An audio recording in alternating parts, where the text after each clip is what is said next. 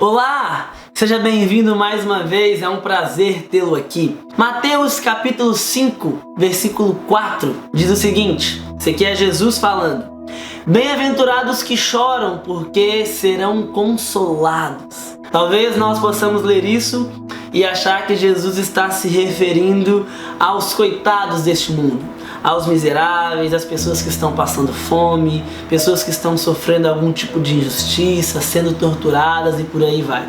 Naquela época, de fato, o povo estava sendo oprimido pelo Império Romano e o cenário de tristeza, de dor, de luto, de desesperança por causa de uma opressão política era claro de se ver. E nós poderíamos citar várias pessoas desse nível aqui. Pessoas que estão em luto, pessoas que estão chorando, pessoas que estão em desesperança. Não que Jesus não se importe com pessoas assim, até porque nós sabemos que ele se importa com todos os tipos de pessoa. Mas não é esse tipo de choro que Jesus está falando aqui.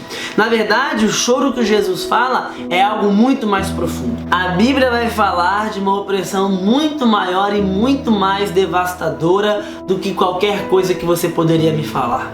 A Bíblia vai falar de uma desgraça tremenda que é o pecado. Ela vai dizer que o salário do pecado é a morte. E essa morte nos alcança em todas as dimensões da existência. Ela nos oprime não somente na dimensão física e mental, mas ela também nos atinge na dimensão espiritual. Ou seja, ela nos mantém afastados de Deus, alienados de Deus, distante do reino de Deus, escravizado pelo pecado.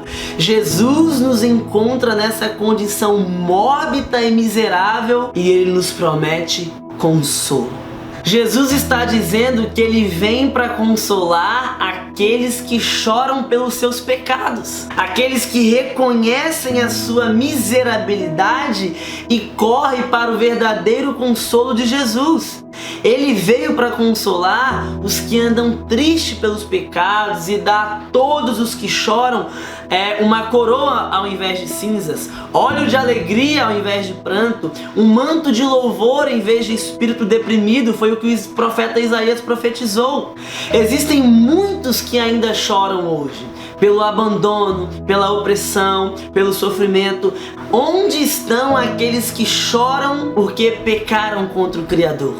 Aqueles que perceberam a sua própria situação de miséria longe do Salvador. Onde estão aqueles que choram pelos seus pecados? A todos esses que choram pelos pecados, Jesus promete o consolo, Jesus promete a entrada do reino de Deus.